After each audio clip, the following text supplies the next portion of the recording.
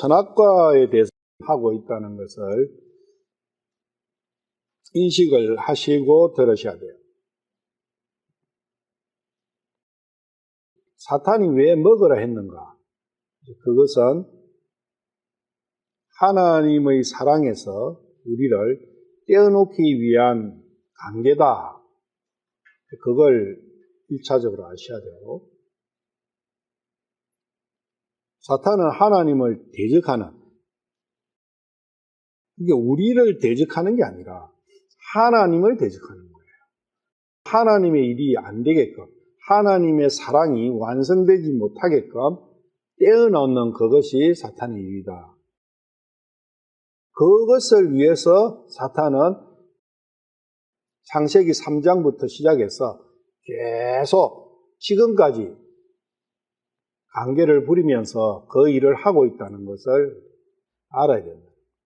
저번 시간까지는 구약에서 사탄이 어떻게 하나님을 대적했는가, 어떻게 사람을 하나님의 사랑에서 떼어놓는 전략을 구사하고 어떻게 전쟁을 치렀는가, 그것을 봤어요. 오늘은 신약에서 사탄은 어떤 방식으로 하나님을 대적하고 있는가. 그것도 신약은 크게 두 개로 봐야 돼요. 예수님께서 이 땅에서 사역하실 때 그때를 보고, 그리고 예수님께서 부활 성천하시고 성령으로 오신 그 이후의 교회 시대, 지금이죠. 그렇게 나누어서 한번 보려고 생각합니다.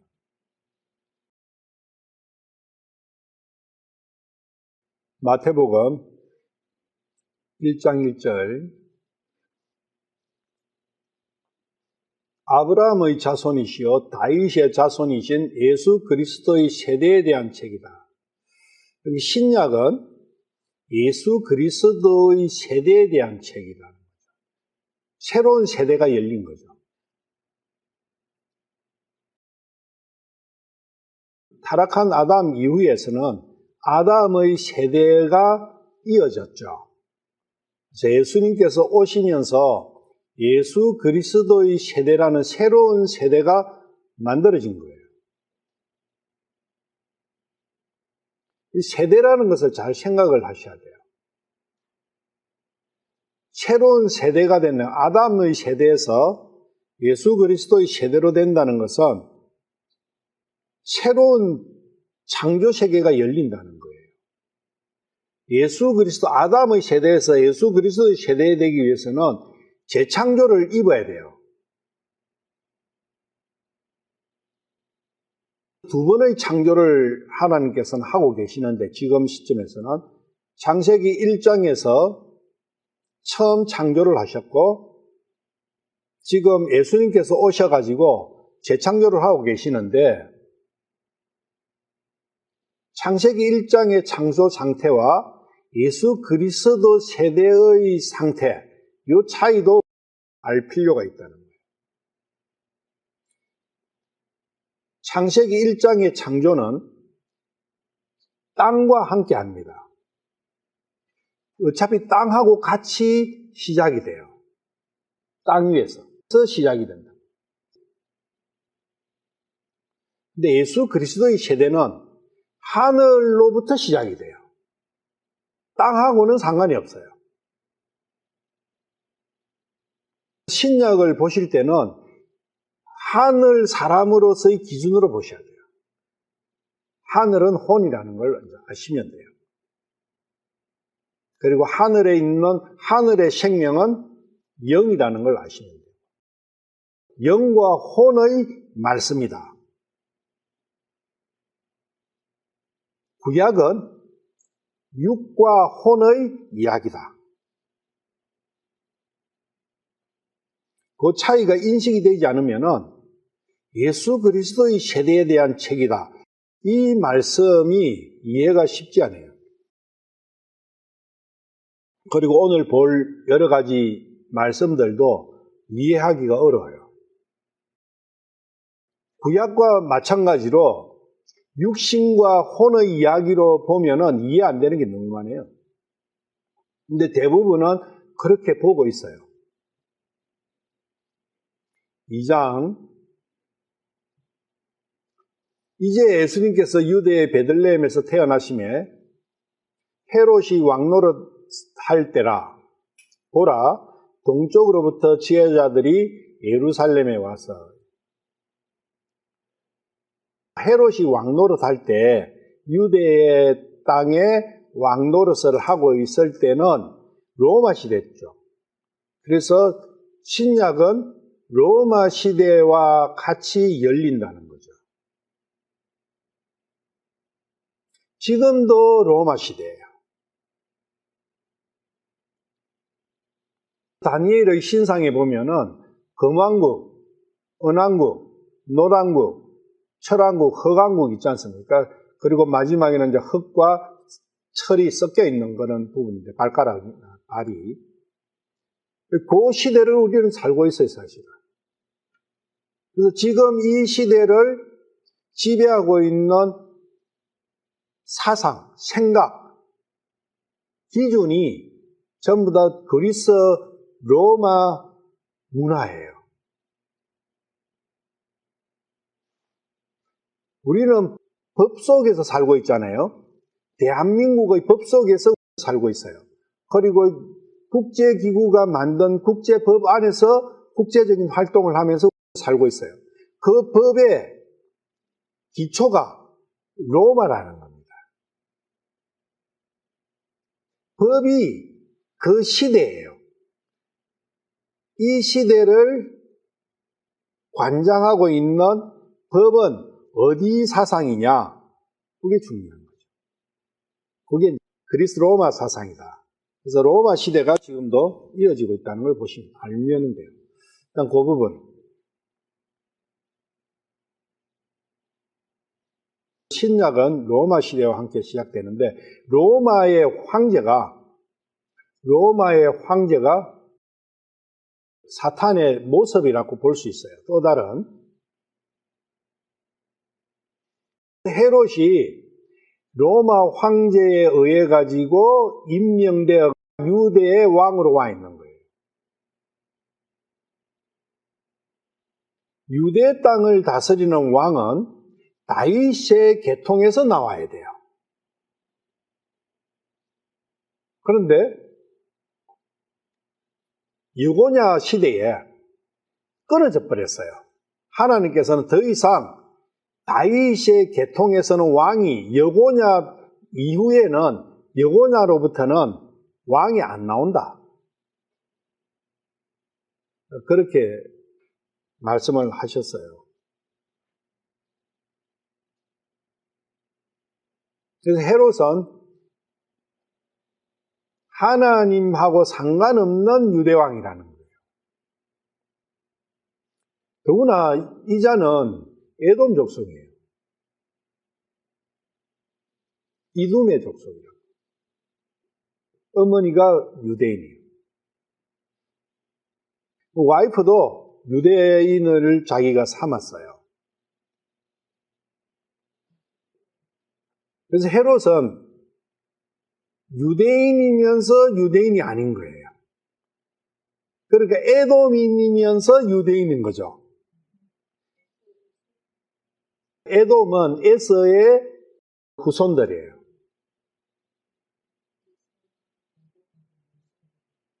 서로 원수지간이죠. 항상 에돔은 열등의식을 가지고 있어요. 에돔 족속들은. 유대인들에게 있어서.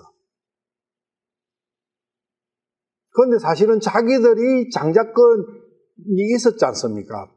빼앗겼다고 생각하는, 장자권을 빼앗기고 하나님의 축복을 빼앗겼다고 생각하는 이 족속이 에서만 그런 게 아니라고요. 그 에서의 후손들이 그 생각을 가지고 있는 거예요.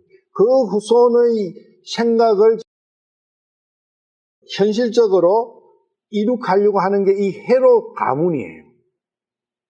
헤롯 아버지부터 그걸 꿈꾸고 자기들이 가나안을 차지하려고. 아브라함 밑에서는 이삭과 이스마엘이잖아요.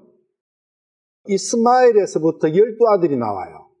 그것을 아랍이라고 그래요. 아랍. 총칭해서.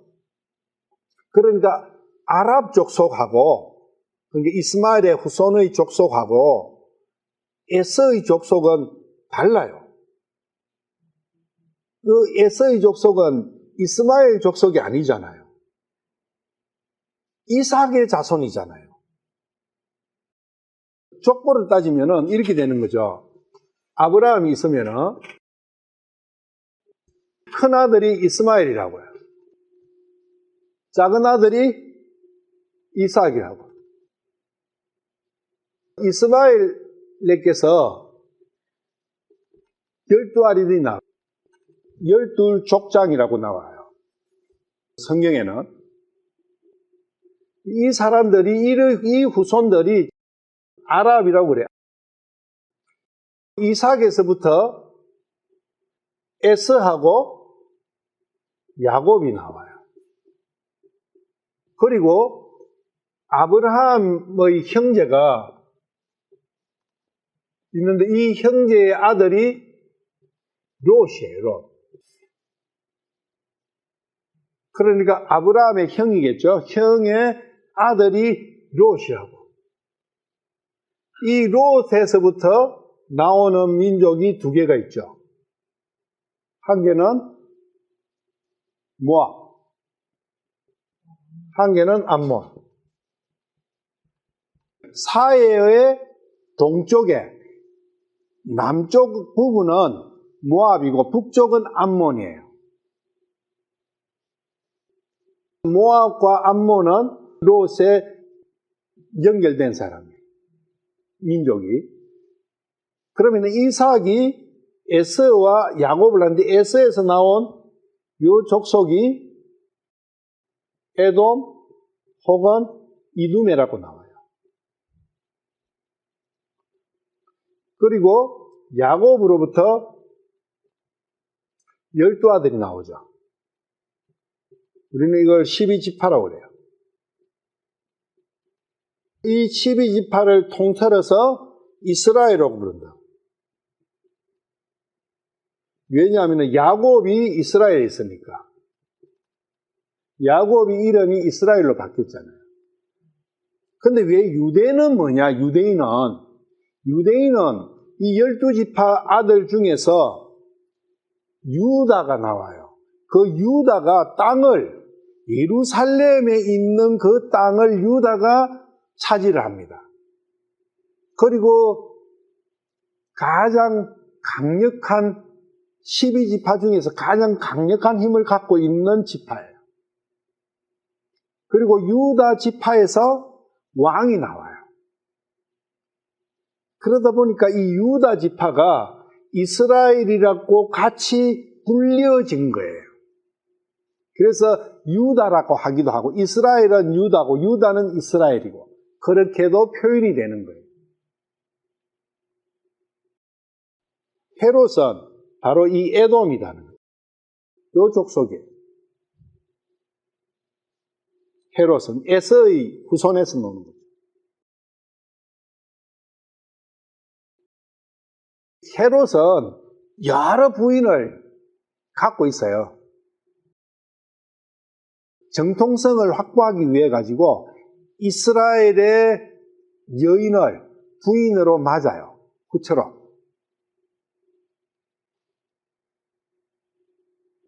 그리고 예수님께서는 이 12지파에서 나중에 유다 지파라는 거죠. 유다 지파에서 예수님이 나오시는 거예요. 유다를 다스리는 왕은 유대인을 다스리고 유대의 왕은 예수님이거든요. 이 지파를 쭉 봐도 그렇지 않습니까? 그러니까 헤롯은 여러 가지로 봐도 자기가 정통성이 없는 거예요.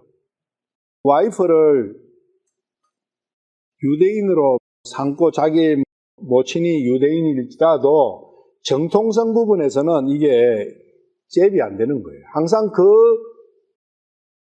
정통성이 결여되면은 사람은 자격지심을 갖고 있어요.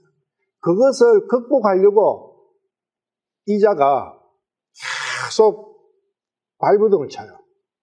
그 가운데서 나오는 게 성전 건축, 그리고 이스라엘 전체 국가를 개조하는 것, 농업을 잘되게, 농사가 잘되게, 그리고 도시를 많이 건설해요. 도시를 건설하는데 그 도시 이름을 다 로마 황제의 이름을 따줘요. 그러니까 로마에서도 인정받고 유대인들한테서도 인정받는, 양쪽에서 다 인정받는 그런 정책들을 펼치는 거예요. 이게 땅의 영광을 취하는 거죠. 땅의 영광을 취하는 건 지금도 마찬가지예요. 국가의 모든 정책이 헤롯의 정책하고 일치하는 거예요. 발전시키는 거예요. 땅을 발전시키는 거예요. 땅의 왕국을 발전시키는 거예요. 사탄은 전이나 지금이나 똑같아요. 작동하는 게. 거기에 모든 걸 쏟아붓고 거기에 인기 영합을 하고, 근데 거기에 편성을 하게 되면은 하나님의 사랑과는 멀어지게 됩니다. 그때도 마찬가지예요. 헤롯에게 아부하고 헤롯과 함께하는 유대인들이 많았어요. 지금도 마찬가지예요. 신약에서는 그 자들을 헤롯 당원이라고 해요. 그리고 사두개인, 바리새인 이런 자들이 다 헤롯하고 짭짝꿍을 해요.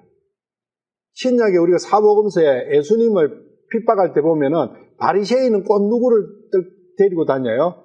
헤롯 당원을 데리고 다녀요.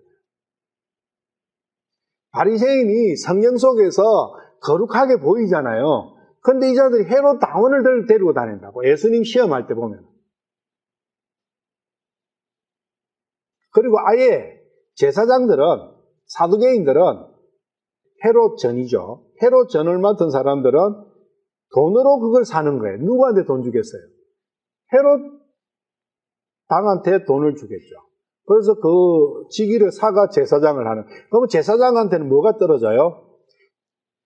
제사 지낸 그 재물의 그 가죽과 고기와 성전세와 이런 돈이, 그 돈을 예를 들면 하루에 10만 원을 벌면은 5만 원을 헤롯한테 주더라도 5만 원 남지 않습니까?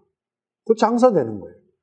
모든 것이 헤롯과 그렇게 연결되게, 유대를 지배하고 있는 세력들이. 그런데 그 자들이 성전에 관계되는 것이고 바리새인은 율법에 관계되는 거라는 거예요. 전부 다 하나님의 말씀하고 관계되는 그것을 헤롯과 연결시켜가지고 그 하나님의 말씀의 권위를 가지고 헤롯하고 연결되는 것은 아맘리에 하겠죠? 아맘리에 헤롯하고 연결시켜가지고 하나님의 말씀을 가지고 자기의 부귀영화를 취하는 자들이라는 거예요. 그 자들이 하나님을 대적하는 자들이에요. 지금 이제 대적자들을 쭉 볼 텐데, 기본적으로 지금도 마찬가지라는 거예요. 그때 헤롯이 취했던 정책이 온 세상을 평화롭게 하자. 온 가나안을 평화롭게 하겠다. 온 세상을 잘 살게 해주겠다. 헤롯이 가나안 땅을 정복한 그 땅 넓이가 솔로몬 왕이 지배할 때가 가장 넓었거든요. 그때보다 더 넓었어요. 헤롯이 확보한 유대 땅이. 그러니까 유대인들의 자긍심이 얼마나 높았겠어요. 이게 너희 땅이다. 헤롯이 그 땅을 만들어준 거예요. 그러니까 유대인들은 대왕, 그레이트 킹. 유대인들이 붙여줬어요.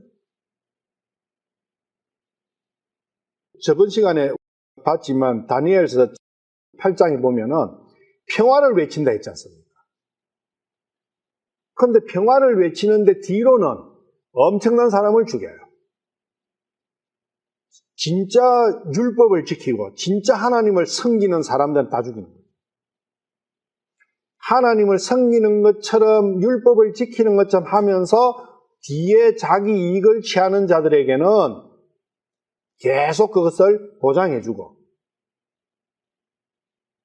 왜? 이 자는 사탄의 종이었으니까.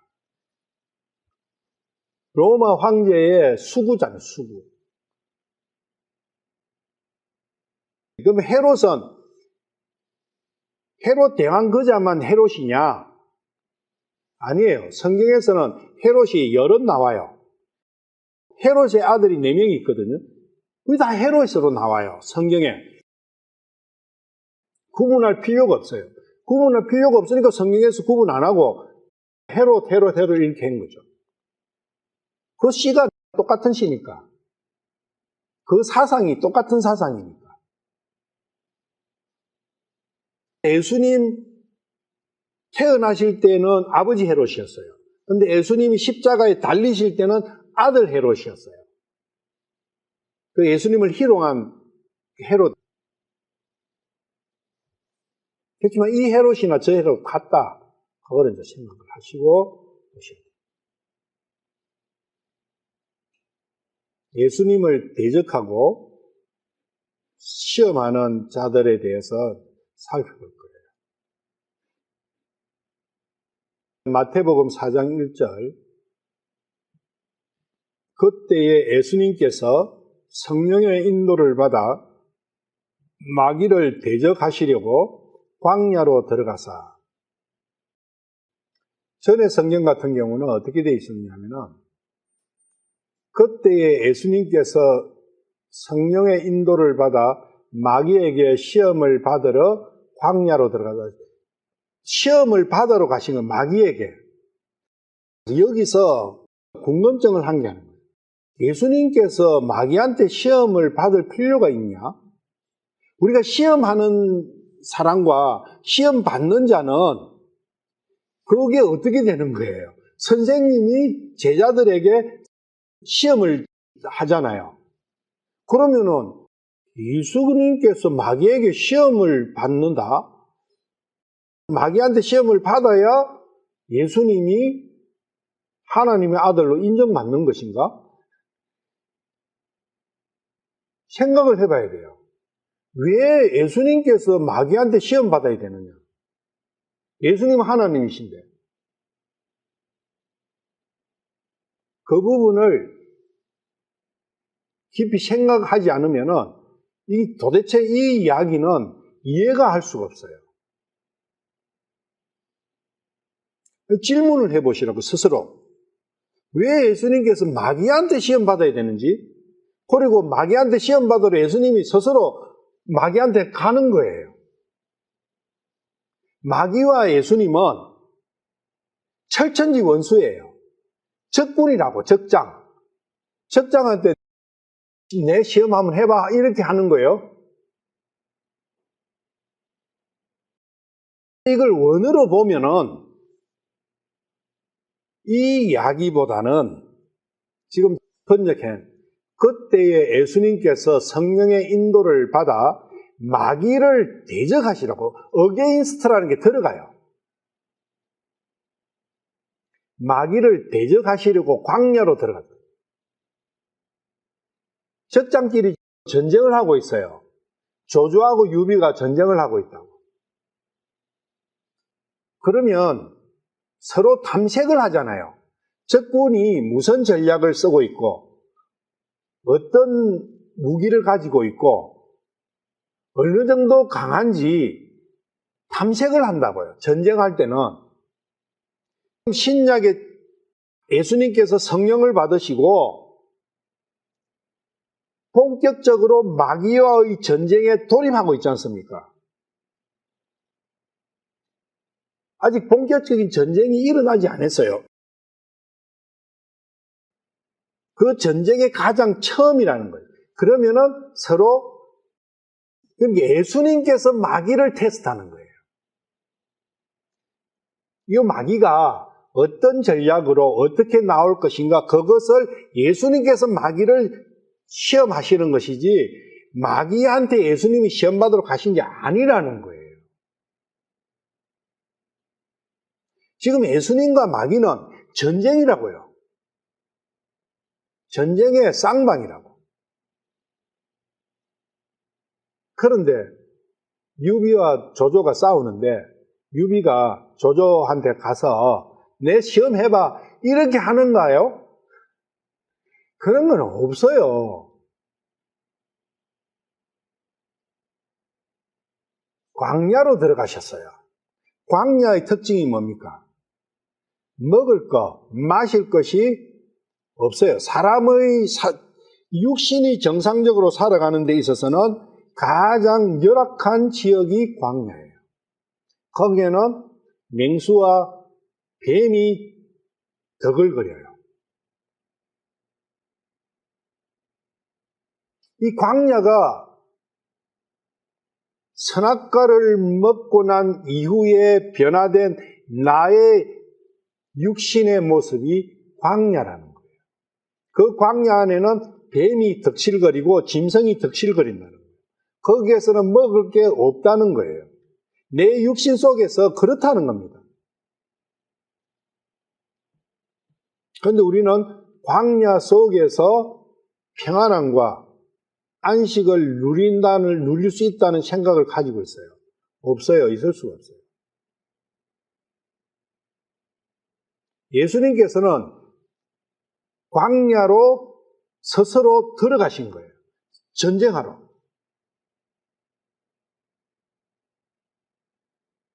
이와 같이 나도 육신과 전쟁을 해야 된다는 거예요. 내 혼과 내 육신의 전쟁의 시작이에요. 그럼 육신의 전략은 뭐냐? 육신의 정욕과 안목의 정욕과 인생의 전 지금 세 가지 나오잖아요. 이 세 가지를 가지고 사탄이 예수님을 시험했잖아요. 예수님과 전쟁했잖아요. 지금도 똑같아요. 이 세 가지 가지고 전쟁하고 있다. 이제 예수님께서 하신 이 전쟁의 양상을 그대로 모든 사람에게 똑같이 하고 있다는 거.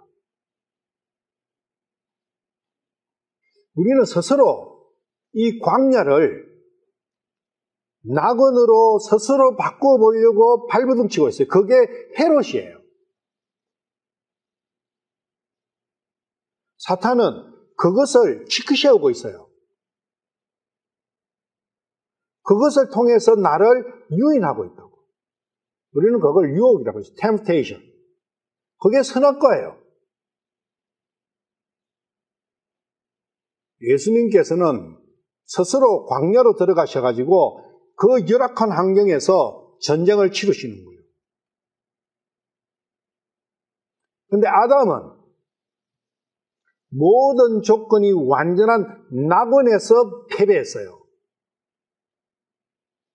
아담은 완전한 조건, 육신으로 보면은 더 이상 좋은 조건이 없는 그 조건에서 패배했다.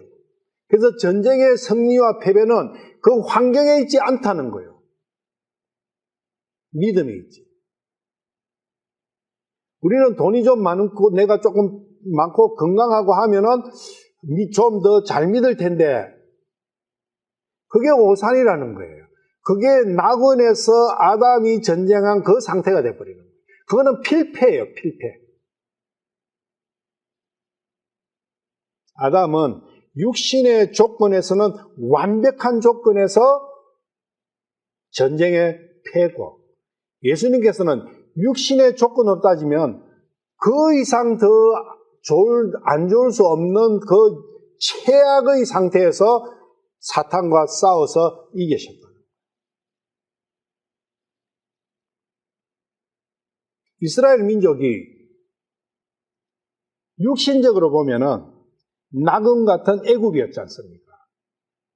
거기는 먹을 것도 풍부했고 여러 가지 좋았죠. 그런데 문제가 한 가지가 있어. 이 바로가 핍박을 하는 거죠. 그것 때문에 외친 거예요. 바로 이 핍박에서 구해 주십시오. 그래서 간 데가 어디예요? 광야로 간 거예요. 바로 가나안으로 데리고 가지 않으셨어요. 광야로 데리고 가시다 보니까 광야에 가서 제일 먼저 한 게 뭐예요? 불평물만 한 거예요. 썬물에 대해서, 고기에 대해 가지고, 만나에 대해 가지고 모든 것이 불만사는. 그래서 10번을 대적한 거예요.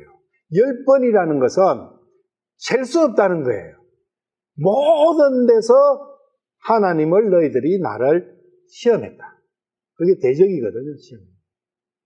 시험이 뭐냐면은, 우리 피조물이 하나님을 시험했다는 것은 뭐냐면은 의심하는 거예요. 하나님이 계신가 안 계신가 모르겠는 거예요. 어떨 때는 계신 것 같고 어떨 때는 안 계시고, 그게 의심이에요. 유대인들이 그렇지 않습니까? 분명히 출애굽할 때 하나님께서 물을 갈르시고 홍해를 갈르시고 그 10가지 재앙을 애굽에다가 내린다는 게, 이런 거 보니까 분명히 하나님 계시지 않습니까? 그거 생각하면 하나님 계셔. 그런데 자기들은 지금 광야에다가 끝나고 다 죽이고 힘든 거 보니까 하나님이 안 계시다. 그래서 왔다리 갔다리 하는 그것이 하나님을 시험하는 거예요. 시험하는 것은 왜 시험하느냐? 의심이 나니까 확정을 받고 싶은 거예요. 그래서 유대인들이 예수님께도 네가 하나님이든 이래 해봐라. 네가 하나님의 아들이라. 마귀도 그랬잖아요. 네가 하나님의 아들이라면은 요래 해봐라. 그리고 유대인들도 네가 하나님의 아들이면은 하나님의 아들인 것을 증명을 해봐라. 기적을 일으켜봐라, 그 이야기. 그러니까 예수님께서는 너희들한테는 기적 안 일으킨다. 한 가지, 요나의 기적, 그거는 내가 해줄 거다. 요나의 표적은. 그렇지만 다른 것은 안 한다. 왜? 벌써 믿음 없는 걸 아셨거든요. 시험 받을 때의 환경적 조건은 아담을 보면은 가장 이상적인 데서도 패했어요. 그리고 유대인들을 보면 광야에서도 패했어요. 그게 이래나 저래나 내 힘으로는 패한다는 거예요. 주님만이 이기실 수 있다는 거예요. 그것을 마태복음 4장에서 그걸 말씀해 주시는 거예요. 4장 11절 보시면, 이에 마귀가 그분을 떠나고 보라 천사들이 와서 그분을 섬기고. 마귀가 그분을 떠나고, 이게 마귀가 도망간 거예요. 져가지고. 전쟁에서 져면은 도망가잖아요. 마귀가 도망간 거예요. 그래서 마귀가 패한 거죠. 예수님께. 여기서부터 시작해서 신약의 사복음서의 끝까지 예수님과 마귀가 계속 싸우거든요. 그런데 항상 승리는 예수님이 하신 거예요. 그것이 오늘 볼 거거든요. 그게 마귀하고 전쟁에서 예수님이 뭐 가지고 승리했느냐? 질병을 낫수는 그것이 승리하는 거예요. 병을 낫수지 않습니까?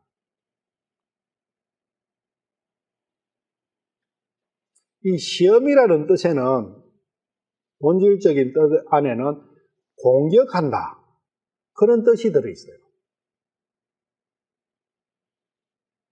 광야에 들어가신 이유는, 이자는 광야가 자기의 거처니까. 광야가.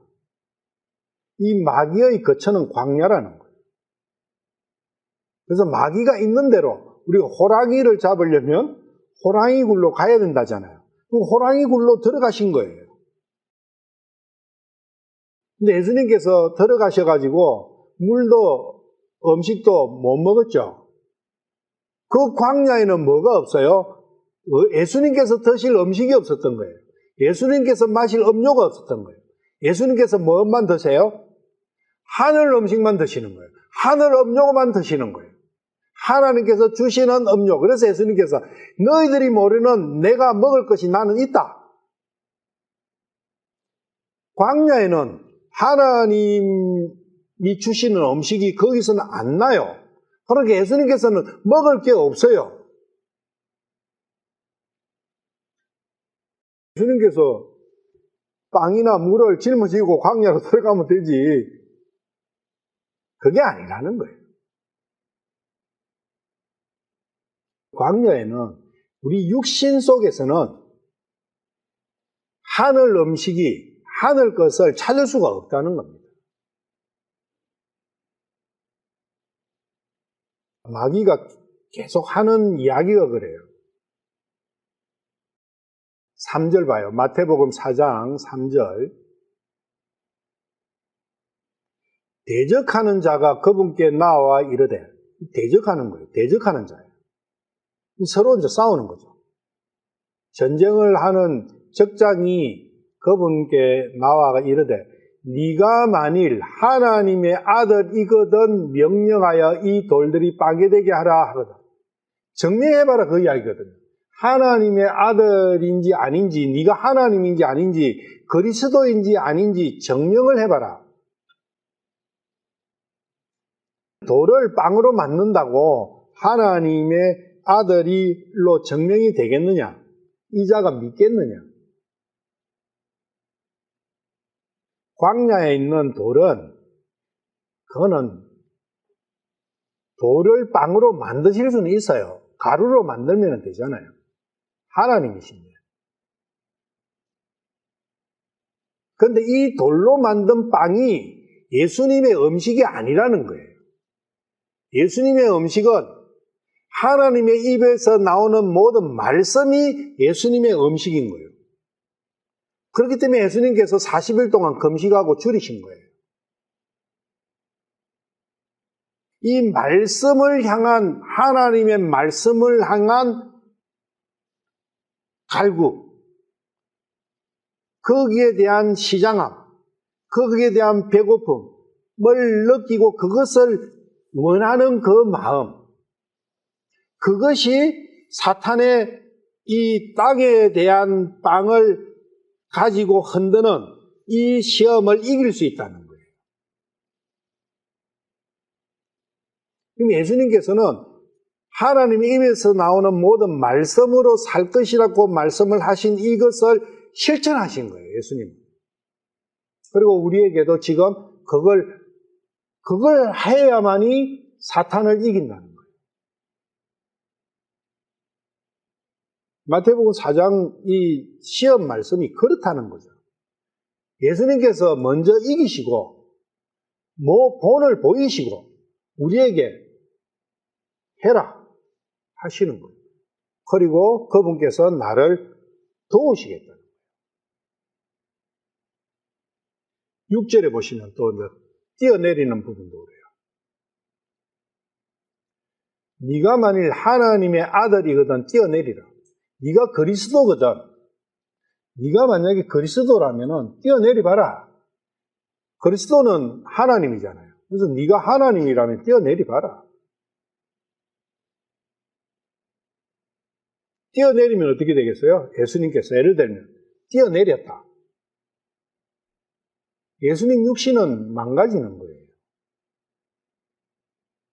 사탄은 육신의 주인이기 때문에 예수님은 땅의 것하고는 상관없이 일을 하고 계시는 거예요. 하늘 것 갖고 이야기를 하고 사탄은 땅의 것 갖고 이야기하는 거예요. 그래서 예수님께서는 땅의 것은 소용없는 것이다. 그거는 부질없는 것이다. 그것은 아무 의미가 없다. 오직 하늘로부터는 그 하늘 것이 주다. 그것을 계속 말씀하시는 거예요. 육신의 조건을 맞추기 위해서 죽지 않기 위해가 먹어야 되고 마셔야 되고 하는 이러한 여러 가지 입어야 되고 하는 조건들을 하늘 것을 원해라. 두 번째, 뛰어내리는 이 부분이 자랑이잖아요. 아니면 내가 하나님, 그것을 인생의 자랑을 이렇게 표현하는 거예요. 자랑도, 사람의 자랑은 하나님에 의해서 자랑이 돼야지 육신의 조건을 가지고 자랑하면 안 된다는 거죠. 그리고 하나님을 도전하지 말라. 하나님께 도전하지 마라. 그것은 하나님에 대한 믿음을 가지라, 그 이야기예요. 아까 제가 시험은 어디서 나온다 했잖아요. 의심에서부터 나온다 했잖아요. 의심은 믿음이 아니라는 거예요. 그래서 하나님을 믿어라. 이 말씀은 그거예요. 하나님의 말씀으로 살아라. 하나님을 믿어라. 세 번째는 하나님만 경배해라. 이렇게 되는 거죠. 이 세 가지가 사탄을 이기란 유일한 길이라는 겁니다.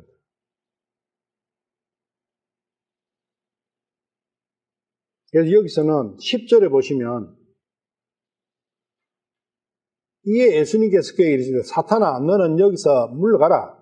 기록된 바 너는 주 네 하나님께 경배하고 오직 그분만을 섬길지니라 하였느니라 하십니다. 지금 하나님이 사탄 앞에 와 계시잖아요. 그럼 예수님 앞에 자기가 경배해야 되는 거예요. 그런데 유대인들의 지도자들은 계속 끝까지 예수님을 시험하죠. 무릎 안 꿇어요. 믿음 없어요. 자랑도 헤롯이 주는 그것이 자랑이지 하나님을 떠는 것은 자랑 아니다. 그런데 사복음서에서 하늘의 축복을 받는 사람들은 전부 다 예수님 앞에 무릎을 꿇는 거예요. 예수님께 경배하는 거예요. 그리고 예수님을 믿는 거예요. 그리고 하나님의 말씀에 따라서 사는 거예요. 이 세 가지 조건이 항상 똑같아요. 모든 사람에게. 하늘나라의 복을 받는 사람에게. 지금도 이것은 변치 않다는 겁니다. 11절에 나온 것처럼 이에 마귀가 그분 앞에서 도망하고 보라 천사들이 와서 그분을 섬깁니다. 이 내용은 2000년간 동일하게 모든 사람에게 똑같이 적용된다고. 예수님 시험으로 끝난 게 아니라고요. 예수님을 이렇게 시험했듯이 지금도 나에게도 똑같은 시험을 계속 던지고 있어요. 그래서 이 시험에 내가 점이는 어떻게 되는 거예요? 하나님과 분리되는 거예요. 하나님의 사랑과 함께 할 수가 없는 거예요. 그것이 시험과 대적이라는 말의 뜻이라는 거예요. 모든 것은 하나님의 사랑에서 나를 떼내기 위한 모든 사탄의 그러한 작전이고 관계라는 거. 내 마음속에 세상의 것에 유혹되고 세상의 것에 흔들리고 할 때는 이걸 생각하셔야 돼요. 나를 하나님의 사랑으로부터 떼놓기 위한 사탄의 관계다. 여기서 이겨야 된다. 이기려면 어떻게 되느냐? 마태복음 4장 지금 여기 예수님께서 시험 받으신 예수님께서 사탄과 전쟁할 때 사탄이 썼던 이 관계를 다시 생각을 해야 돼요. 마태복음 10장 1절 그분께서 자기의 12제자를 부르사 그들에게 부정한 영들을 대적하여 그들을 내쫓아 온갖 종류의 질환과 온갖 종류의 질병을 고치는 권능을 주십니다. 그리고 8절 마태복음 10장 8절 마귀들을 쫓아내어 병든 자들을 고쳐주고 나병 환자들을 정결하게 하며 죽은 자들을 살리되 너희가 거저 받았으니 거저 주라. 제가 바꿨는데 뭐가 바뀌었냐면은 모든 병의 원인이 뭐냐? 병의 원인을 알아야 병이 치료가 되잖아요. 모든 질병의 원인은 막이 들린 거라는 거예요. 그런데 전에 성경에는 막이 들린 거하고 질병과를 분리시켜놨어요. 막이 들린 거는 막이 들린 게 따로 있고 질병은 질병 따로 있다 이렇게 생각하는 거예요. 그게 아니에요. 잘못됐어요. 모든 질병의 원인은 막이 들린 것 때문에 그래요. 오늘 그 부분을 좀 볼 거예요. 원인이 막이니까 질병 고치려면 마귀를 쫓아내버리면 모든 질병은 고쳐지겠죠. 그 이야기. 근데 마귀를 어떻게 쫓아내느냐, 이제 그 문제가 남죠. 마태복음 4장에서 마귀가 도망갔잖아요. 쫓겨났잖아요. 도망갈 때 어떻게 하면 도망가느냐? 거기에 답이 있는 거예요. 그래서 10장 8절에 제가 이렇게 마귀를 쫓아내니까 병든 자들이 고쳐졌다는 거예요. 그리고 나병한 자가 정결하게 됐다. 죽은 자가 살았다는 거예요. 마귀를 쫓아내니까. 누가복음 9장 1절에 가봐요. 모든 그 성경들이 이 부분이 그렇게 막이 들린 것과 질병을 분리시키는 그런 게 있어가지고 그 부분을 잡아야 돼요. 올바르게. 그래서 누가복음 9장 1절도 제가 바꿔놨을 거예요. 그때 그분께서 자기의 12제자를 함께 부르사 그들에게 모든 마귀를 제압함으로써 질병을 고친다 그 이야기예요. 마귀를 제압해야 질병을 고치는 것이지 마귀 제압하는 거하고 질병 고치는 걸 별도로 분리시켜버린 거예요. 그래서 마귀도 제압하고 질병도 고치고 이렇게 표현해 놓은 거예요. 마태복음 8장 16절 14절부터 해볼게요. 예수님께서 베드로의 집에 들어가사 그의 아내의 어머니가 열병으로 앓아 누운 것을 보시고 그녀의 손에 손을 대시니 열병이 그녀에게서 떠나고 그녀가 일어나 그들을 섬기더라. 열병의 원인이 마귀 들린 거죠. 그래서 예수님께서 손을 대셨다는 것은 그 마귀를 쫓아냈다는 거예요. 근데 그것은 사람의 눈에는 안 보여요. 예수님은 다 보시죠. 13절에 보시면 예수님께서 백부장에게 이르시되 네 길로 가라 네가 믿은 그대로 네게 이루어질지어다 하시니 바로 그 시각에 그의 종이 이 종이 백부장의 종이 나았는데 어떻게 나았겠어요? 예수님께서 우리 보는 사람들은 모르지만 예수님께서는 벌써 그 종의 속에 들어있던 그 마귀를 쫓아내는 전쟁을 하신 거예요. 전쟁 없이 적군을 어떻게 쫓아냅니까? 마태복음 8장 16절 저녁이 되매 그들이 마귀 들린 많은 자들을 그분께 데려오고 마귀 들린 자를 많이 데려왔어요. 그분께서 자신의 말씀으로 그 영들을 내쫓으시니 저주 아래 놓인 모든 자가 나 섬기거늘 치료가 됐다는 거예요. 저주 아래 놓였다는 거예요. 선악과의 독 속에 독에 취해버린 거죠. 그게 저주지 않습니까? 그게 나았다는 거예요. 이 말씀이 이사야서하고 연결된다는 것을 마태가 적어놨죠. 17절에 보시면 이것은 대언자 이사야를 통해 말씀하신 것을 성취하려 하심이라. 이르시되 그가 친히 우리의 연약함을 담당하고 우리의 질병을 짊어지셨도다 하였느니라.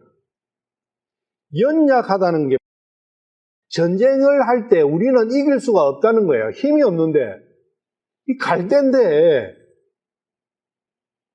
누구한테 이기겠느냐. 이 연약하다는 것은 우리가 전쟁할 힘이 없다는 거예요. 우리는 전쟁할 힘이 없지만 그분께서, 메시아께서, 그리스도께서 우리 연약함을 대신해서 싸워주신다는 거예요. 그게 우리 연약함을 담당하고라는 말씀의 본질이에요. 담당해서 전쟁을 해주시니까 우리의 질병이 나았다는 거예요. 전쟁을 통하지 않고는 적군을 어떻게 쳐부수겠어요? 전쟁의 이야기라는 거예요.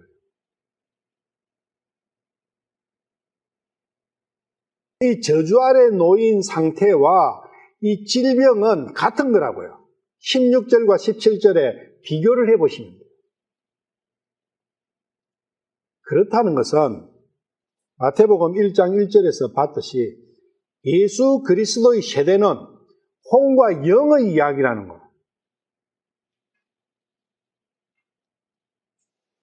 마태복음 4장에 그 마귀와의 전쟁도 혼과 영의 이야기라는 거예요.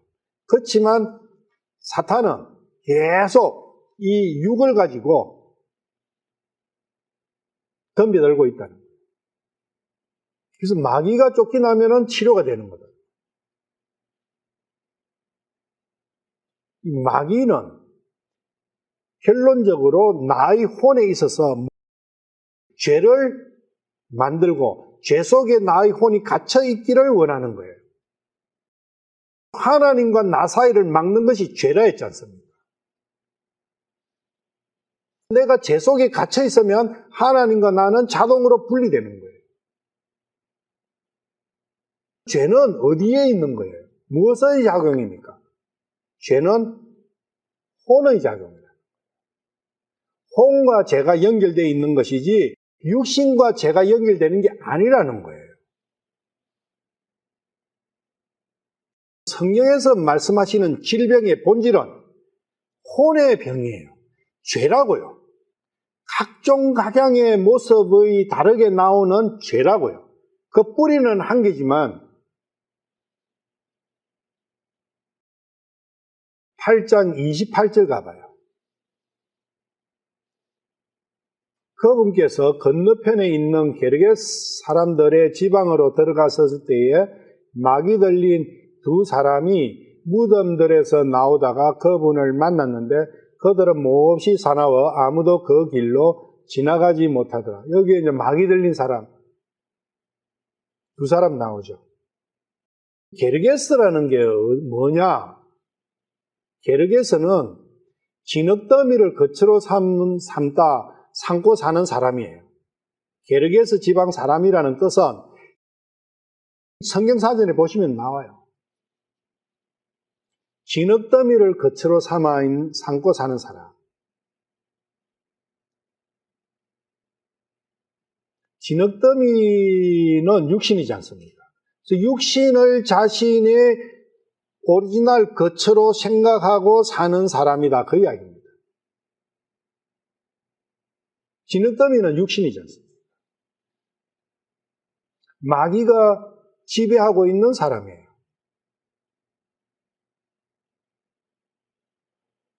마귀 들린 두 사람이 무덤들에서 나오다가 이러니까 이제 이걸 딱 보면은 미친 그런 이상한 사람이 두 사람이 공동묘지 속에서 공동묘지가 있는데 거기 공동묘지 어디 중간 지점에 천막 한 개 쳐놓고 거기서 살다가 기 나왔나 그렇게 생각하죠.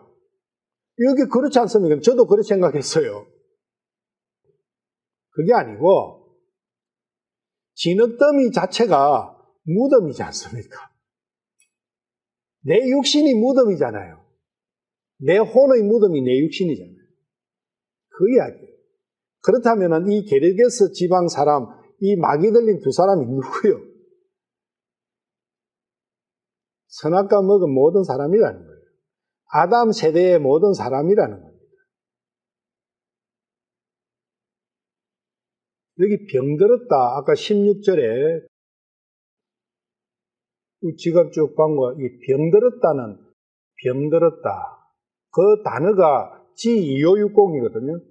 G2560인데 이 말씀, 이 단어는 비참한 상태에 놓여 있다. 저주 아래 놓여 있다. 그런 뜻이에요. 이 병이라는 게. 16절하고 17절이 그렇다는 거예요. 같다는 거예요. 저주 아래 놓여 있는 그나 병든 사람이나 저녁이 되면 이렇지 않습니까? 16절에 보시면 저녁이 되면 하루의 시작은 유대리에서 이것은 인생의 첫 출발을 이야기하는 거예요. 모든 사람은 저녁부터 시작하는 거예요. 깜깜한 어둠에서부터 시작하는 거예요. 어둠 속에서 태어나는 거예요. 그래서 어둠 속에서 막이 들려서 태어나는 거예요. 그렇다는 것은 이 모든 말씀이 다 나 개인에게 다 연결되는 거죠. 여기서 벗어날 사람은 아무도 없다는 거예요. 그런데 게르게스 집안 그 마귀 들린 자하고 내하고 무슨 상관이 있어요? 그냥 거기 미친놈 두 놈이 있어갖고 이상한 짓 했구나 이렇게 생각하지. 그게 바로 나라는 거예요. 성경은 그걸 말씀하시는 거예요. 16절 여기도 마찬가지예요. 저녁이 되면 그들이 마귀 들린 많은 자를 그분께 데려오고 모두가 다 그랬는데 왜 분리되느냐? 나는 마귀 들렸다는 건 아는 사람과 모르는 사람의 분리라는 겁니다. 아는 사람은 주님 앞에 오는 거예요. 저녁이라는 것도 모르고 있는 사람은 지금이 뭐 한낮인데 지금 희망이 짱짱 째고 있는데 무슨 그런 사람은 예수님 앞에 갈 필요가 없어요. 중요한 것은 우리가 제일 어려운 게 뭐냐면 내가 밤에 태어났고 마귀의 저주 아래 놓여 있구나. 그것을 아는 사람은 너무 쉬워요. 근데 문제는 그걸 모르니까 어려운 거예요. 구원이 어렵게 되어 있는 게 아니에요. 너무나 쉬운데 내가 모를 뿐이고 내가 믿지 않을 뿐이라는 거예요. 내가 하나님의 말씀의 중요성을 모르고 있을 뿐이에요. 믿음 없는 걸 탓해야지 왜 이래 하나님께서 어렵게 해놨는데 이렇게 탓할 게 아니라고요. 마가복음 1장 34절. 여기도 마찬가지로 아까 베드로 장모하고 그 이야기하고 같이 연결되는 말씀이에요. 34절. 그분께서 갖가지 질병으로 앓는 많은 자들을 고치시고 많은 마귀들을 내쫓으시되 마귀들이 자기를 앓므로 그들이 말하는 것을 살아가지 아니하시니라. 이것도 마찬가지예요. 요게 아니고 갖가지 질병과 마귀를 내쫓는 이것을 분리시켜 놨지 않습니까? 그게 아니고 마귀를 내쫓으시니 갖가지 질병으로 앓는 자들이 고침을 받았다 이거예요. 그래서 모든 게 마귀하고 연결되는 말씀이잖아요. 여기 있는 말씀들이. 그래서 마귀한테 말하는 걸 허락하지 않으셨잖아요. 39절에 보시면 온 갈릴리를 두루 다니시며 그들의 회당들에서 선포하시고 또 마귀들을 내쫓으시더라. 질병 고쳐주신 거예요. 어떤 질병이라도 어떤 죄라도 주님 앞에 꿇고 주님께 맡기면 주님께서는 고쳐주신다는 거예요. 주님께서 못 고칠 질병은 없다는 이유가 그 질병이 죄라는 거예요. 어떤 죄도. 어떤 죄도. 살인자, 어떠한 죄도 예수님 앞에서는 다 용서받는 거예요. 그것은 마귀를 내쫓는 거예요. 죄의 원본이지 않습니까? 그렇게 하니까 사탄이 가만히 있느냐? 가만히 있지 않죠. 어떤 형태로든지 방해하죠. 그게 마태복음 12장 22절. 그때의 사람들이 마귀 들려 눈물고 말 못하는 자를 그분께 데려옵니다. 이게 눈물고 말 못하는 원인이 어디 있어요? 마귀 들린 데 있는 거예요. 그분께 데려오면 그분께서 그를 고쳐주시니 눈물고 말 못하는 자가 말도 하고 보게 되니라. 어떻게 고치겠어요? 마귀를 쫓아내신 거예요. 다 전쟁이라는 거예요. 근데 전쟁을 누가 해주신다고? 예수님께서 해주신 거예요. 내가 고칠 수 없는 병이 들었는데 어떤 의사가 나를 고쳐줬어요. 그러면 어떻게 되겠어요? 그것도 아무 대가 없이 그냥 고쳐줬어요. 고맙죠? 감사하죠? 근데 예수님께서는 이 사탄을 이기는 힘이, 전쟁의 도구가 뭐냐? 십자가라는 거예요. 그분이 십자가에서 피를 흘리신 그것이 사탄을 이기는 길이었던 거예요. 자신의 생명을 주시면서 나를 마귀로부터 해방시켜 주시는 거예요. 누가 자기의 생명을 버리면서 나를 질병에서부터 고쳐줄 수 있는 사람이 있나요? 자기 손에 할 수 있는 약재가 좀 있고 하면은 뭐 해주겠죠. 기술이 좀 있으면은. 그렇지만 어떤 자가 자기가 죽으면서 나를 고쳐줄 수 있는 의사가 있나요? 그걸 알아야 되는 거죠. 그게 은혜죠. 그게 사랑이죠. 그러니까 뭐만 나옵니까? 내가 그걸 갚을 수도 없어요. 그리고 하나님께서는 갚아라 소리도 안 해요. 그러면은 내 마음에서 자동적으로 감사가 나오는 거예요. 그 감사가 찬양으로 나오는 거예요. 그게 우리가 이번에 봤던 메시아라는 그런 오라토리오 그런 데서 오라토리오라는 게 그 감사함의 마음을 표현하는 하나님의 은혜에 감사하는 마음을 표현하는 노래를 오라토리오라고 그래요. 그래서 핸델의 오라토리오라는 거예요. 많은 성도들이 그 오라토리오를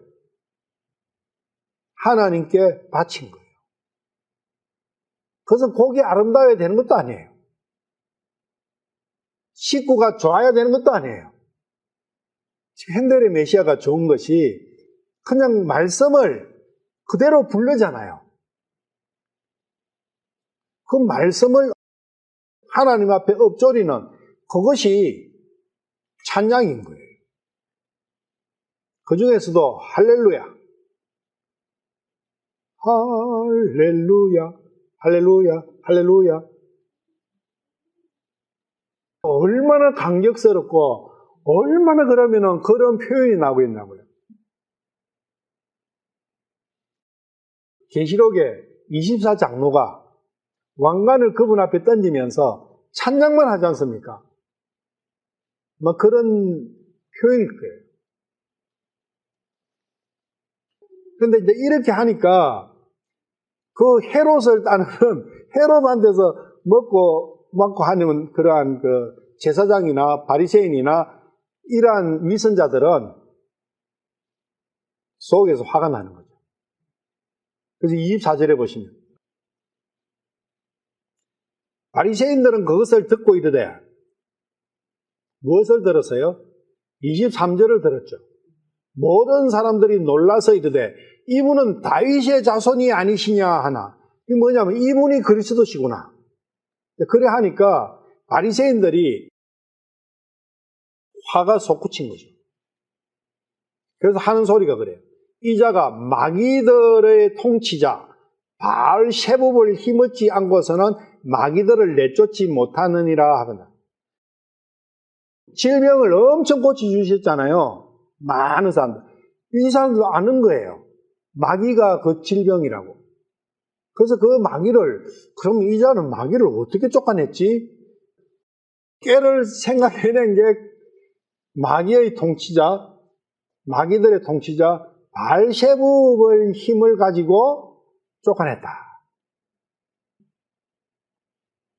그런데 실제로는 28절 보시면 예수님 말씀이죠. 그러나 내가 하나님의 영을 힘입어 마귀들을 내쫓으면 이렇게 했어요. 그래서 지금 예수님께서는 하나님의 영, 성령님을 힘입어서 마귀를 내쫓고 있는데 이 자들은 바알세붑을 힘어서 쫓아내고 있다 이라는 거예요. 성령님의 일을, 하나님의 일을 사탄으로 바꿔놨잖아요, 지금. 그것을 신성모독이라는 거예요. 신성모독은 하나님의 하신 부분을 사탄이 한 걸로 바꿔놨는 거예요. 그 중에 가장 큰 것 중에 한 개가 무신론자. 이 세상은 하나님께서 창조하셨지 않습니까? 그런데 스스로 됐대요. 그런 것들. 신성모독의 본질은 예수님이 하나님이시라는 거. 지금 예수님께서 고쳐주셨죠. 마귀를 쫓아냈죠. 그러면 예수님께서 하나님의 영이 성령님이 그 일을 하셨다 하는 거예요. 그러면은 예수님이 하신 일이 성령님이 하셨잖아요. 예수님 안에 성령님이 계시잖아요. 예수님이 하나님이신 거죠. 그 이야기예요. 그래서 예수님이 그리스도가 아니라는 것, 예수님이 참 창조주 하나님이 아니시라는 그 부분이 들어가면은 그것이 본질적인 신성모독입니다. 그래서 마귀를 쫓아냈다는 것은 그분은 하나님이시다. 여기 22절부터 32절까지 쭉 보시면은 마귀도 나오고 바알세붑도 나오고 사탄도 나오고 이 존재들이 나와요. 이 존재들에 대해서 좀 알아야 돼요. 그런데 본질은 사탄인 거죠.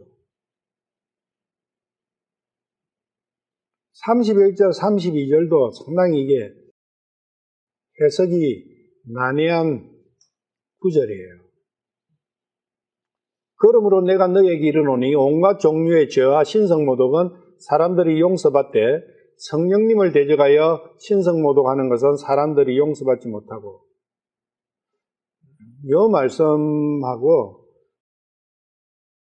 32절 또 누구든지 말로 사람의 아들을 대적하면 그는 용서받되 누구든지 말로 성령님을 대적하면 이 세상에서나 오는 세상에서나 그는 용서받지 못하리라. 그래서 온갖 종류의 죄와 신성모독은 사람들이 용서받는다 하는데 성령님을 대적하여 신성모독하는 것은 사람들이 용서받지 못한다. 그 구분이 참 어려워요, 사실. 성령님을 대적하는 것은 뭐고 온갖 종류의 죄와 신성모독은 뭔고? 그 구분이 돼야 되는데 사실은 이 사람들이 아니에요. 사람은 여기서 31절에 나오는 사람은 예수님이에요. 온갖 종류의 죄가 아니에요. 인간적인 온갖 종류의 죄, 인격적인 온갖 종류의 죄, 사랑과 관계되어 있어서의 모든 종류의 죄, 예수님, 사람으로서의 예수님에 대해서 짓는 모든 죄와 모든 모독은, 이 신성모독이라는 게 좀 그런데, 중상모략이에요. 예수님을 중상모략하는 거예요. 예수가 어떻게 그리스도냐? 예를 들면 그런 이야기. 예수가 어떻게 다윗의 후손이냐? 그런 이야기들. 그런 것들이에요. 인간적인 관점에서의 예수님께 대한 죄와 중상모략은 예수님께서 용서를 받지만, 예수님께서 용서를 해주시지만, 성령님, 예수님 안에 계시는 하나님, 그 하나님을 중상모략하는 것은 예수님께서 용서 못한다는 거예요. 예수님께 용서 못 받는다는 겁니다. 영적인 중상모략은 예수님 안에 계시는 성령님을 부정하는 겁니다. 그래서 아까 우리가 봤지만 분명히 성령님이 하신 일을 바알세불이 했다고 이야기하잖아요. 그것이 바로 신성모독이야. 성령님을 대적한 중상모략이야. 그것은 용서 못 받는다.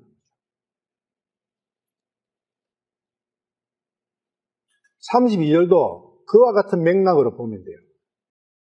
이렇게 읽으면 되죠. 또 누구든지 사람의 아들을 대적하여 말하면, 말로 사람을 이게 아니에요. 사람의 아들을 대적하여 말하면, 말한다는 것이 동사로 되어 있거든요. 그런데 말로 사람이 이런 게 말이 명사로 되어버리잖아요. 그러니까 이 문장 전체가 의미하는 것이 조금 복잡하게 돼버려요. 그게 아니고 누구든지 사람의 아들을 대적하여 말하면 그는 용서받겠지만, 즉 예수님께서 나는 인자, 사람의 아들이라고 말씀해요. 그 사람의 아들로 표현되는 예수님을 대적하여 말하면은 그거는 용서받지만, 누구든지 예수님 안에 계신 그 하나님, 예수님의 신성, 그 신성을 대적하여 말하면 이 세상이나 오는 세상에서나 그는 용서받지 못하리라. 이렇게 되는 거예요. 성경 말씀이 이런 형태로 많이 바뀌어지니까 뭐가 뭔지 이거 읽어봐도 특히 마귀 쫓아내가 병 고치시는 이런 내용들을 읽어봐도 나와 연관성을 찾기가 너무나 어려워요. 전부 다 나에 대한 말씀인데, 28절 보시면 마태복음 12장 28절, 그러나 내가 하나님의 영을 힘입어 마귀들을 내쫓으면 하나님의 왕국이 너에게 임하였느니라. 죄의 질병이 고쳐지면은 하나님의 왕국, 하나님 백성이 되잖아요. 그 말씀이에요. 그게 마귀가 내쫓겨야 된다는 거죠. 마귀가 내쫓는 것과 쫓아지는 것과 죄사함을 받는 것은 같은 이야기다. 그리고 모든 질병이 고쳐지는 것, 그것도 같은 말씀이다. 그런데 본질은 마귀가 쫓겨나야 된다. 거기에서는 전쟁이 일어난다. 그 전쟁의 양상이 어떻게 나오느냐, 그 전쟁할 때의 내 상황이 어떻게 되느냐, 그게 마태복음 24장, 마가복음 13장, 누가복음 21장, 요한계시록의 그 환란이라는 거예요. 전쟁은 환란이지 않습니까? 그 6.25를 그냥 6.25 전쟁이라는 게 아니라 6.25 동란이라고 그래요. 그 환란이, 그 6.25 그 전쟁터인 통에 죽는 사람, 병 들어가지고 치료 못 받아 죽은 사람, 굶어 죽는 사람, 별별 사람이 다 나오죠. 생이별 하는 사람, 그 모든 슬픔의 일은 다 나오는 거죠. 그 전쟁통에. 이 전쟁에 그 상황이 벌어진다는 거예요. 그런데 그게 어디에 벌어진다? 육신에서 벌어지는 거예요. 거기에서 구출받는 것은 나의 혼이라. 전쟁이다. 6.25면 6.25 어떤 전쟁의 양상을 시적으로 쭉 적어놔면은 그걸 우리는 뭐라 하느냐면 서사시라고 그래요. 역사적인 일을 시적으로 표현해놔. 그래서 성경은 일종의 하나님과 마귀의 전쟁의 대서사시다. 그래서 창세기 3장의 선악과 전쟁은 시로 적은 사람이 신라권, 밀턴의 신라권, 그런 게 그 서사지예요. 그리고 복락원까지 지었죠. 신라권과 복락원. 그런데 그런 것보다는 훨씬 더 사실적이고 리얼한 게 성경 말씀이에요. 욥기, 시편, 이사야, 서사시죠. 대서사시죠. 거기에서 이 하나님께서 내 대신 싸워주시는 그걸 내가 알아야 돼요. 내 대신. 그런데 어떻게 싸우시냐? 그분의 피로 싸우시는 거예요. 그분의 흘리신 피로. 그래서 그분은 피를 흘리셔야 되는 거예요. 그 피야말로 그 전쟁의 핵심적인 무기라는 거예요. 하나님의 피. 그 무기가 없으면 어떤 전쟁도 피할 수밖에 없어요. 마태복음 12장 14절. 이에 바리새인들이 나가서 그분을 대적하여 어떻게 자기들이 그분을 죽일까 협의하였으나 대적하는 거죠. 그분을 대적하는 거죠. 이분을 대적하듯이 똑같이 율법이 지금 나를 대적하고 있다는 거예요. 율법으로 그리스도의 은혜를 무력화시키는 사람은 지금도 바리새인인 거예요.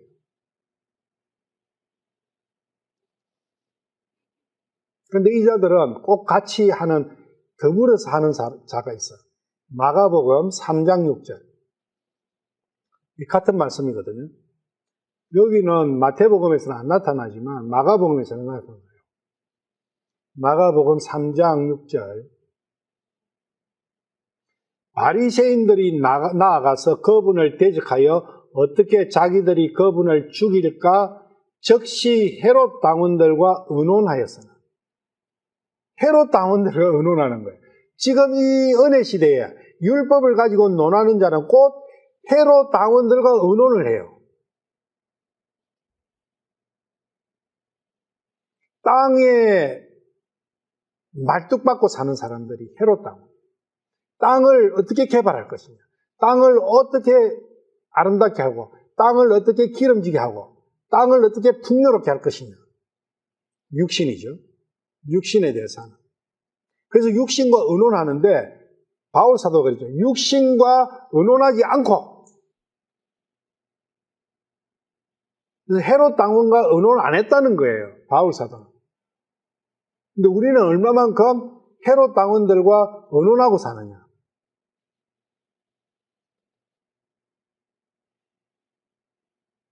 그래서 율법을 가지고 이 시대에 말하는 사람들은 항상 땅의 축복, 육신의 축복과 섞습니다. 율법과 육신의 축복을 섞어가지고 이야기하는 거예요. 그 육신의 축복이 헤롯 당원이에요. 그래서 계속 하나님을 대적하는 자는 예수님을 죽이려고 하는 거예요.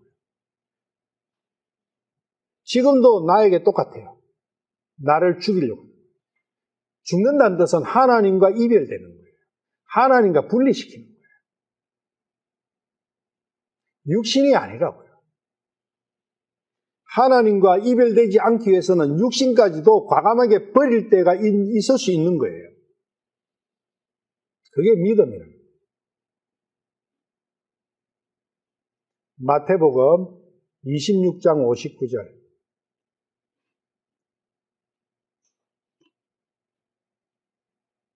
이에 수제사장들과 장로들과 온 공회가 예수님을 죽이려고 그분을 대적할 거짓 증인을 구하되, 이렇게 되어 있죠. 수제사장들, 장로들, 온 공회, 이 사람들은 치리자들이죠, 치리자들. 유대를 다스리는 치리자들이에요. 아까 바리새인은 율법을 가지고 논하는 자들이지 않습니까? 율법과 헤롯 당원, 수제사장들과 장로들과 온 공회는 그렇게 따지면은 좀 힘께 나서는 모두가 다 예수님을 죽이려고 하는 거죠. 그런데 참으로는 못 죽이니까 거짓으로 죽이려고 거짓 증인을 구하는 거죠. 예수님을, 하나님을 대적하는 것은 거짓말이라는 거예요. 어떤 것도. 어떤 사람들은 성경이 참인지 점검해봐라, 그렇게 하는 사람도 많아요. 그런데 성경 안에서 거짓이 찾아내지를 못해요. 찾아낼 수가 없어. 몰라서 그런 거죠. 몰라가지고 용감하고, 몰라가지고 하나님 어디 있냐 하지, 성경을 제대로 알면은 그 말을 할 수가 없어요. 그래서 믿음이 없는 영혼은 말씀을 모르는 거예요. 그래서 말씀을 가르쳐야 된다. 말씀이 들어가면은 믿음은 생깁니다. 어제 저녁에 애들이 영화를 한 개 보고 있는 거예요. 뭔지 보니까 스크루지 영감 영화예요. 그게 그 크리스마스 캐롤인가? 그래요. 그 영화 이름 자체는. 그래픽으로 이렇게 했는데, 스크루지 영감. 우리 학교 다닐 때 교과서에는 스크루지 영감으로 나오죠. 구두쇠, 대표적인 구두쇠. 하나님을 안 믿는 거죠. 물질을 믿고. 그래서 만몬을 섬기는 사람의 대표자예요. 그 사람이 회개하는 과정을 그린 것이 그 영화예요. 어떻게 구성이 되어 있냐면은, 이 사람이 돈만 너무 완전히 돈인 거예요. 이 모든 기준은 이 사람의. 근데 어릴 때는 안 그랬어요. 순수한 적이 있었어요. 근데 이게 결혼해서 살면서 완전히 수전노로 바뀌어버린 거예요. 돈이 모든 거예요. 모든 기준은 돈으로 환산하는 거예요. 그러니까 아내도 떠나버려요. 아내를 사랑해서 결혼했는데 이 사람이 어느 날 돈 기준으로 바뀌어버리니까 아내가 더 이상 당신은 내가 중요하지 않군요 하면서 당신에게 자유를 주겠다면서 아내가 떠나요. 무슨 자유를 줘요? 돈을 탐하는 그것에서 완벽한 자유를 누리라, 그 이야기죠. 혹시 자기 아내가 옆에 있으면은 사랑이라는 그 굴레 때문에 돈에 조금 손해볼 수 있는 그런 문제가 있을 수 있으니까 자기가 떠나주겠다는 거예요. 돈하고 한번 장난쳐봐라, 그 이야기. 그런데 그 사람한테 은혜가 내리는 거예요. 그리고 그 사람의 마음속에서 그 사람의 과거를 깨우쳐주는 거예요. 과거의 자기의 모습을, 어릴 때의 그 천진난만한 그러한 모습과, 그리고 현재의 자기 모습, 자기가 자기 모습을 보는 게 아니라 남이 자기를 어떻게 판단하는지를 보여주는 거예요. 우리는 남이 자기를 판단하는 거는 자기 앞에서는 말 안 하니까 잘 모르잖아요. 그런데 이제 떨어져가지고 자기 안 보는 데서는 별 이야기 다 할 거 아니에요. 그래서 그것을 보여주는 거예요. 자기 조카를 통해서, 누구를 통해서, 친구를 통해서.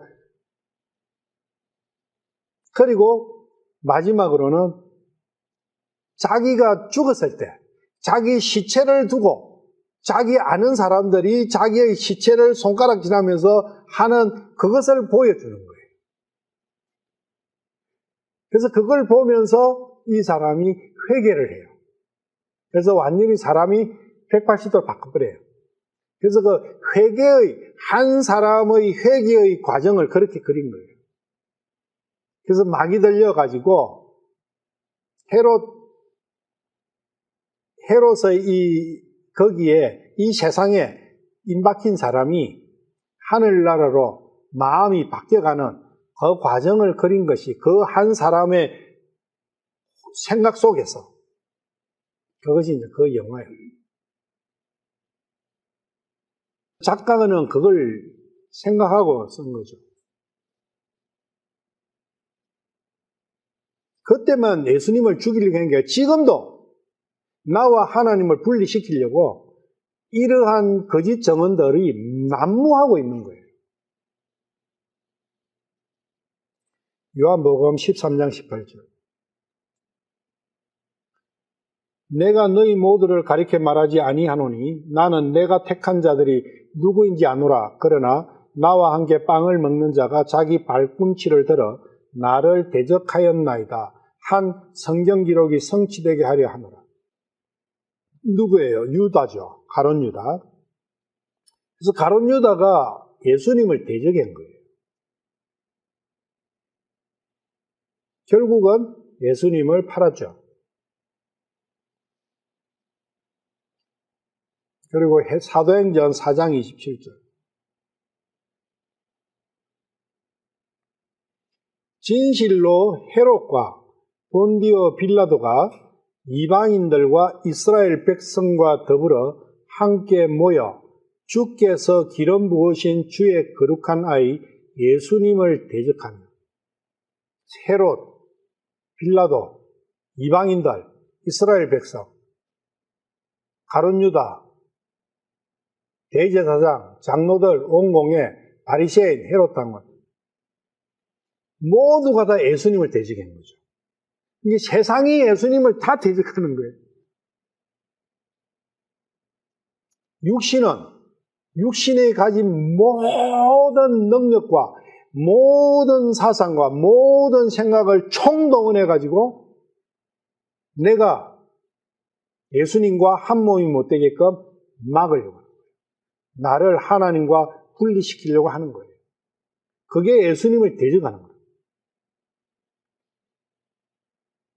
이게 이제 예수님을 대적하는 것이고, 다음 시간에는 예수님을 시험하는 자들이 나와요.